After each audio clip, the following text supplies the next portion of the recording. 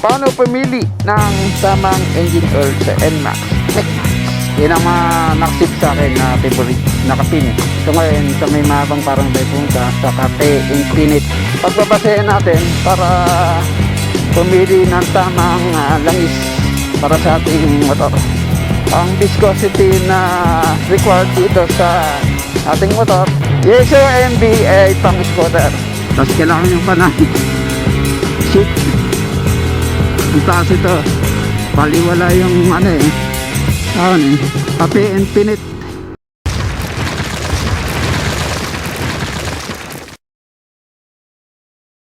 Yo, what's up mga pengo, and welcome to another episode. And dito tayo sa diversion road ng Cardona. Pupunta tayong Domsa or sa may mahabang parang, and gamit natin itong NMAX TechMax. For today's episode ay paano pumili ng tamang engine oil sa NMAX TechMax. As usual, habang di pa umulan, ba't parang ulan yun? Parang usok, ano? Didikit naman tayo ng notes sa mga sasabihin natin para di natin malimutan.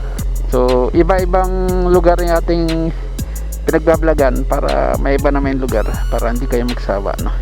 On ko lang yung apps natin. Kita niyo naman sa clock na connected na tayo.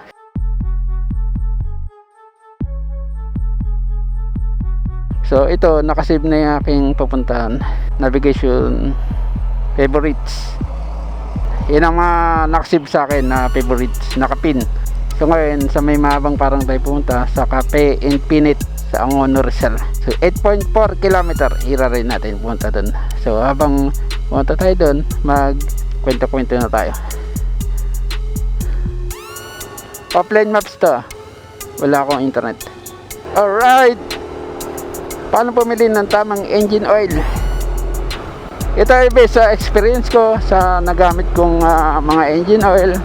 Marami pa akong hindi nagagamit na engine oil. Tapos tinitignan ko rin yung budget natin, diba, budget ko para sa motor na ito, kung kaya ko ba ng mamahaling langis. So check natin mga pengo, mura or mahal, okay lang, basta yung susundin natin yung recommended ng owner's manual ng Yamaha NMAX TechMax. Ito yung lang, tips lang to pero kung meron na kayong engine oil na ginagamit, mas okay. Ito yung mga pagbabasehan natin para pumili ng tamang langis para sa ating motor. Number 1, check the manual. Siyempre, kapag pipili tayo ng langis para sa ating motor, check natin yung manual at i-check natin yung viscosity. Ang viscosity na required dito sa ating motor ay 10W40. Tapos yung oil grade, nito mga pengo ay Yeso MB. Yeso MB ay pang scooter, pero pwede rin naman ang Yeso Ma na pang manual.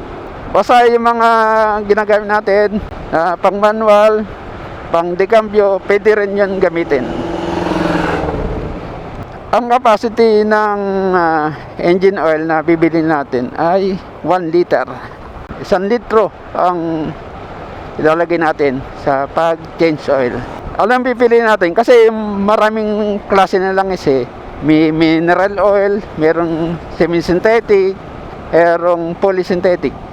Kung palagi kayo naglo-long ride, kasi mas mahaba yung change oil interval, polysynthetic ang gamitin nyo.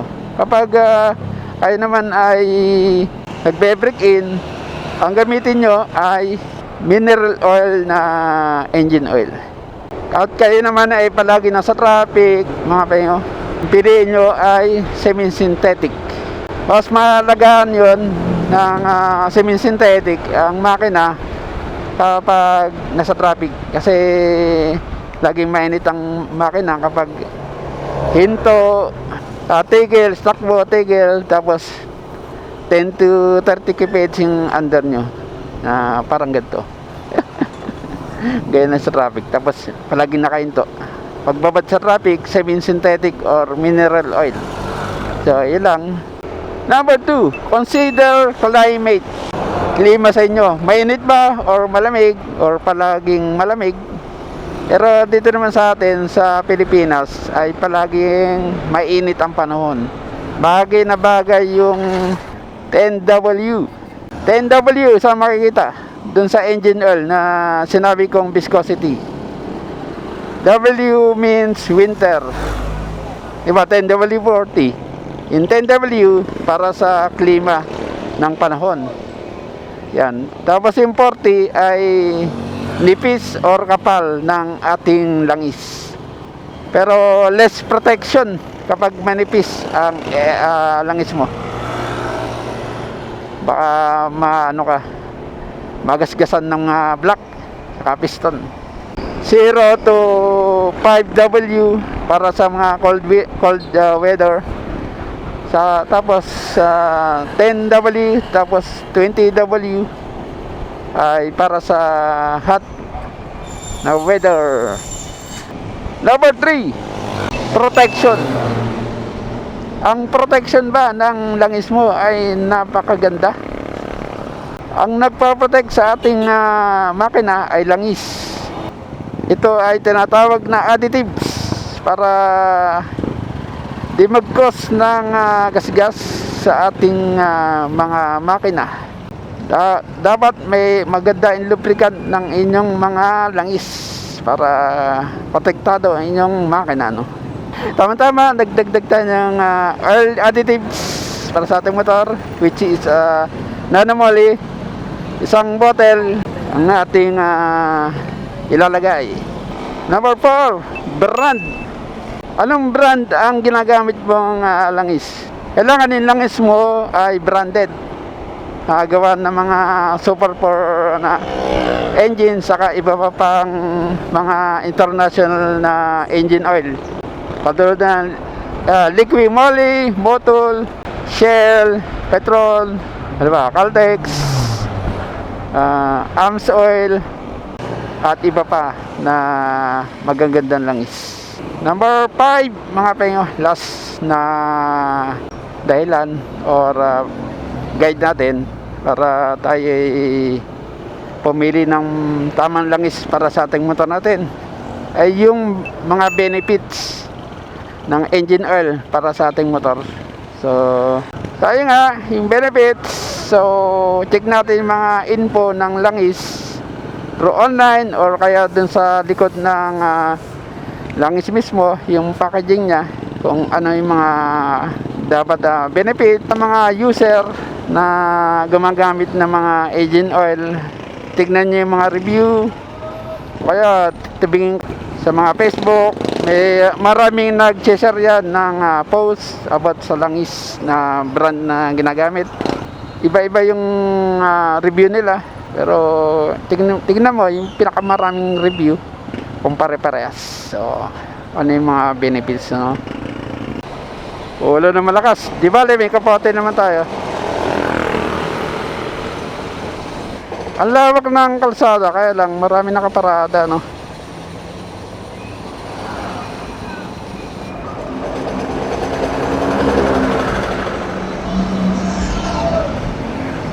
So abot naman sa nagamit ko lang is ay dito sa NMAX TechMax, Yamalube 80 Blue Core, yung Motul scooter Power LE.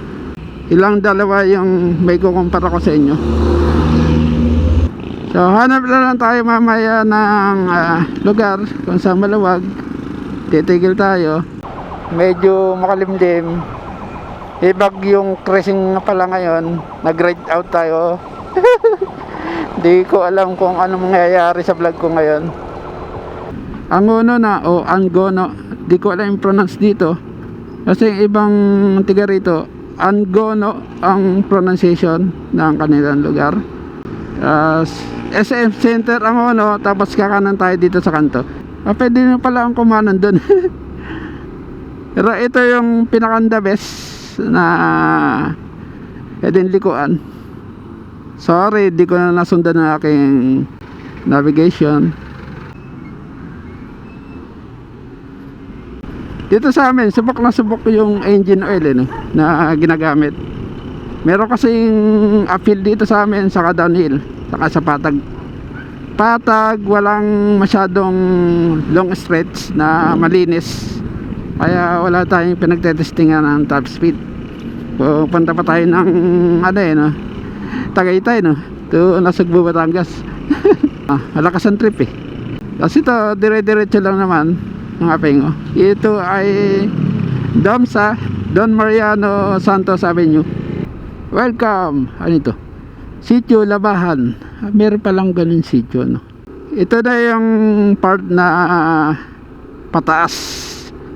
So kailangan nyo mag sports mode. Yan, mag sports mode tayo. Tapos kailangan nyo pa ng shift.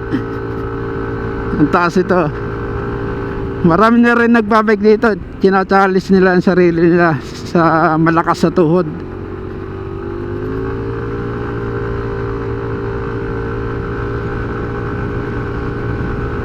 Baliwala yung ano eh. Ahon eh. So dito marami na aksidente ano. So malapit na tayo sa Kape and Pinit.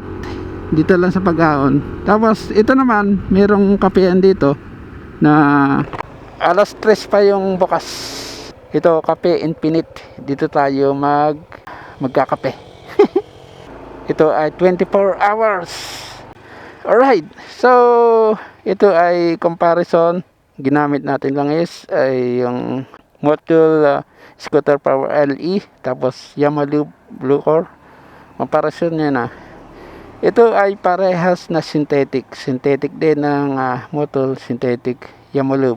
Yung Blue Core na white and takip. Tapos ang viscosity is 5W40 saka 10W40. So X tayo sa 5W kasi mainit yung mga panahon natin ngayon dito. Tapos yung oil grade is Jesu MB. So big check sa dalawa. Mas panalo itong si Yamaha Blue Core ano. Sa acceleration, mas maganda acceleration ni Motul kasi nga mas makapal, mas kapit yung langis engine, suwabe ba. So acceleration ng Yamaha ay sakto lang, pero kanina parang meron ako naramdaman na konting vibrate, medyo dragging ng kaka-start mo lang, pero kapag pinaid mo na yung makina, wala nang masyadong dragging. Ano lang, sa unang start lang. So sa lapot naman, mas malapot si Motul kaysa sa Yamaha. Malamlaw si Yamaha, mas maganda ito sa top speed, mas mabilis umikot. So sa price naman ay 515 pesos si Motul na Scooter Power LE. Si Yamaha ay mas mura, 345 pesos. Si Motul na top speed ko na yan na sa Tagaytay 126 kph, pero parang mali yung aking cambyuan. And dito naman sa Yamaha hindi ko pa natetesting. Pero ito nilagyan ko ng plus additives ni Sir Mel na yung additives na nanamoli mas more power. Kaya lang may konting vibrate ako naramdaman, may konting dragging sa simula sa open, pero habang tumatagal nagiging sabi na. Pero pag mabagal yung kanyang andar na takbo ay may konting vibration siya. Kaya yun. So overall sa dalawa, mas gusto ko si Yamaha for city driving kasi konting pihit mo lang ay tumatakbo kagad. Tapos nilagyan ko pa ng additives na nanamuli no. Mas maganda yung pickup. Si Motul Scooter Power LE, maganda siya sa long ride kasi mas makapal siya, mas protektado yung makina mo sa sabog. Kahit magapang kang umandar, okay lang, hindi masyado mag-iinit. So kung city lang naman, pwede itong si Yamaha. Mas mura, every 2,000 km yung junction interval. Si Motul ay pwedeng 3,000 yan. Naramdaman ko nung Naramdaman ko yung lapot niya. Pag 2,000 km, nag-cancel ako. Na-drain ko yung si Motol, Scooter Power LE. Ang tagal niyang baba. Ibig sabihin, mas malapot siya. Itong si Yamalu, mas mabilis siyang mag-drain ng oil kapag nagpalitan ng chainsaw. Kaya lang, wala ang video, no? Pero may video si Power LE. So, yun nga, mamaya tayo mag-outro, no? Alright, kakain muna tayo dito sa Cafe Infinite. Tama, 269 pesos plus 25 pesos. Bali, dudamat na lang, 280, 290 pesos. Yung isang meal na to. Okay na rin, kasi ang ganda view dito, no? Mundar pa ng kanin kasi lunch time na, no? So, ito yung view dito sa Cafe Infinite. Yun ang motor natin dun sa labas, sa kalsada. Meron ako nakita dun, yung mataas na yung bundok na yun. Dun yata yun sa may Binangonan, yung pasyalan. Kitang-kita rin na Laguna Lake. Ito, kita rin naman, kaso medyo malayo. Puro bahayan na nakita natin. Dun maganda pumunta pag may kasama. Kapag mag-isa, parang kang tanga dun. Ayaw bang isum to? Pwede. Yan. Nakasum na, no? 2.0. Parang magandang magtayo ng race track dyan. Tapos nandito ka lang, nakatambay rito. Pag may umiikot ang motor, magandang siyang picture, ano? Lalo na malakas ang zoom ng inyong cellphone or yung gadget. Yan. Magandang mag-vlog. Sana gawing nilang race track yan. Sana may isipan nila. Open area, no? Tingin ko naman hindi siya maingay. Kaunti yung bahayan, Doon lang, malalayo agwat. Sana, para yung mga racing, malapit na yung pupuntahan. Pero sa Morong, merong ginagawa na race track. Ito yung pinupuntahan dito sa Damsa. Yung magandang yung ahon na makita mo yung lusong tapos ahon, pagitna. Parang pabi. Sisiw sa NMAX TechMax yung ahon dito, no? Naka-nanamoli tayo. Kahit na hindi tayo nag-shift, kayang-kaya. Basta naka-S mode. Ito yung Damsa view deck.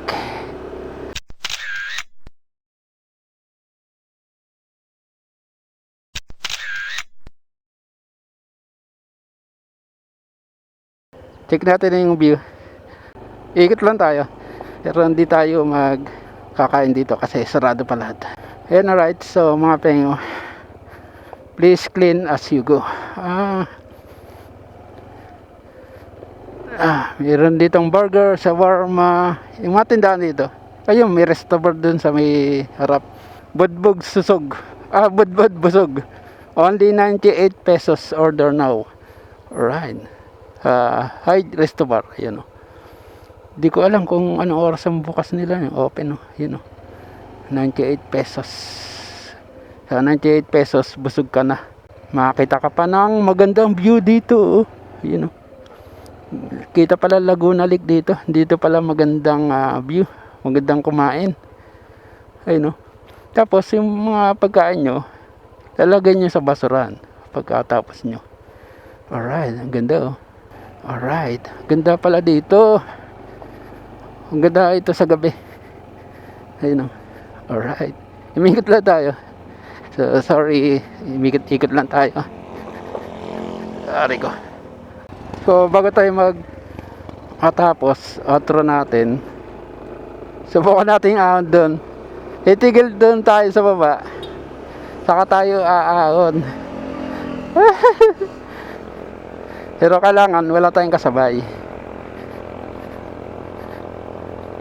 Magbabagal tayo ng hanggang 30 kph. Mas maganda umahan dito kapag pabalik kasi maikli lang, yun, doon sa may punong yun ang unang ahon. Ayun, dito sa punong to. Ito nagsisimula yung ahon. Tignan natin kung kayang-kaya ng ating motor NMAX TechMax yung ahon dito. At taas oh. Di ako kumakambyo walang shift, naka-smooth lang.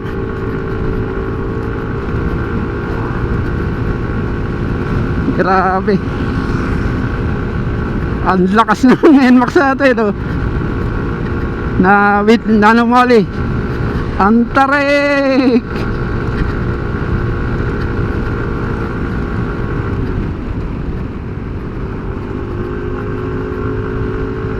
Oh! Maikli lang pala.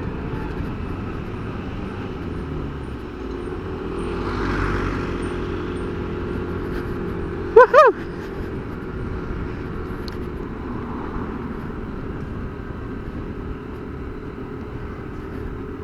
Yan, alright mga pengo. Yan ang vlog natin for today. Namili lang at na-share ko sa inyo kung paano pumili ng tamang engine oil sa ating motor. Yung engine oil, kahit anong engine oil, okay. Basta maganda yung additives niya, kayang protektahan ng makina, yung steel to steel, nalulubricate. Saka tignan nyo kung merong mga maraming user, maraming gumagamit. Maselan ako sa pagtingin ng langis dahil Yamaha to, Yamaha libang gamit natin ngayon, pero feel ko parang ma-vibrate siya kaysa sa Motol. Motol suwabe, lessen yung vibration niya. Para sa akin dahil hindi ko naman pang araw-araw tong NMAX kasi nasa bahay lang ako nagtatrabaho, okay na yung ganitong langis. Di ko kailangan ng sobrang mahal na langis. Basta malubricate yung aking makina, okay na ako doon. Goods. Alright mga pengo, ilang natin na-share. Comment down below kung nagustuhan nyo yung aking vlog. And then huwag nyo kalimutang i-share at i-click ang subscribe button and bell notification for more updates and episode. Alright mga pengo, stay safe and ride safe always, and